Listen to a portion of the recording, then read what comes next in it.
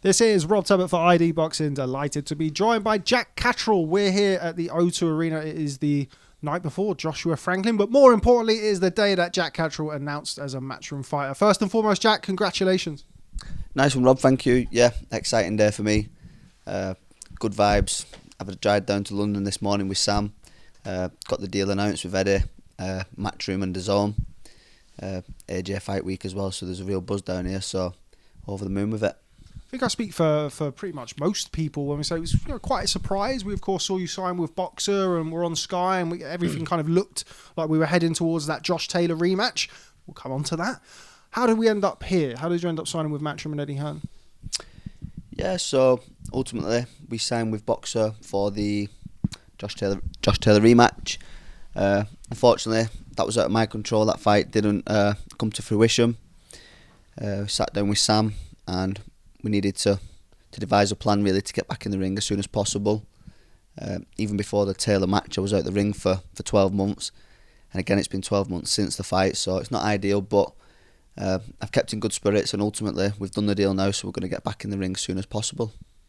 What was I'm always fascinated. I remember hearing Josh Warrington years ago talk about meeting with Eddie Hearn and hearing him, and he said he was kind of like, I was across the table before I knew it, and I was shaking his hand, and all of a sudden the deal was done. Did Eddie give you the big sell? Did he give you the big pitch, or did you just feel like this was the right place for you? No, I feel like this was the right place. Kind of left all the dealings with Sam.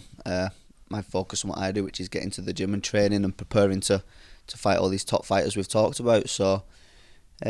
No, I'm excited. I feel like this is like not the final phase of my career, but the next stage of my career now where I can get involved in some big fights on a great platform.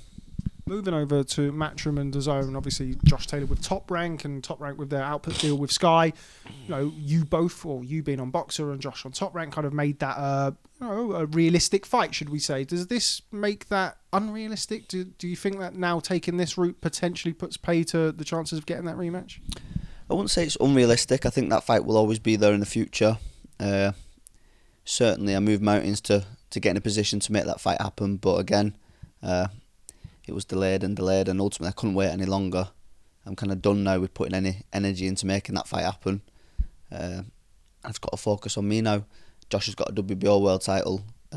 My dream is to become world champion, so it's about getting in the right position now to challenge for a world title later this year. We caught up with Josh probably 2 or 3 weeks ago on Zoom, and it was sort of soon after the collapse of the rematch. He took no blame, kind of said that it was issues at Boxer's end. He had the injury, and then they had the issue or the opportunity to kind of seek another fight, which they landed on with Teofimo Lopez. What's your kind of recollection of events? Yeah, I can half see where he's coming from, but on the same foot, he talks about staying at 140 just to revisit the fight with me. That he was adamant he couldn't do the weight, he was going to move up to 147 immediately after the fight. We've seen him vacate 3 of the belts now, hold on to the WBO, and now he's fighting Teofimo in a mandatory fight. So it leaves the question, is he going to stay at 140 just to defend against Teo, then move up to 147? Is he going to wait for the fight with me to come to light again maybe? I don't know, so it kind of contradicts himself too much. Without spending the whole interview talking about yourself and Josh Taylor, I'm sure you've done enough of that. What do you make of his fight with Teofimo Lopez? How do you see that playing out? I think it's a great fight. It'd be interesting to see how Taylor prepares for this fight. He's got a new coach now, Joe Mack in Liverpool. We did film The Gloves Are Off and he didn't look great, and we've seen now the fight was scheduled for October, November, December, coming to the new year, and he's had multiple injuries in the lead up to our fight. So again, it just leaves me in a place where, is he overkilling it? Is his body just kind of broke down overnight? So there's a lot of questions to be answered, but ultimately I am siding with that. I do think he's probably coming to the end of his career now, and I do think Teo's going to beat him. The 140-pound division is now it's wide open. I mean, you've mentioned there Josh Taylor vacating or relinquishing 3 of the 4 belts. You've now got Regis Prograis with the WBO, you've got Subriel Matias with the IBF, and then of course you've got yourself kind of floating around in the mix. Where do you feel like Albert Puello with the WBA? Sorry to forget him if he's watching. Probably not. But anyway, which route is the most likely one for yourself? Which one are you looking to go for? The pro grade one is the one that we've been kind of hearing, not necessarily hearing, but seeing on Twitter and looking towards, I guess. Which one is your ideal one? Yeah, so I think I'm ranked number 6 in the WBC. I called for that fight. I loved that fight, a pro grade fight.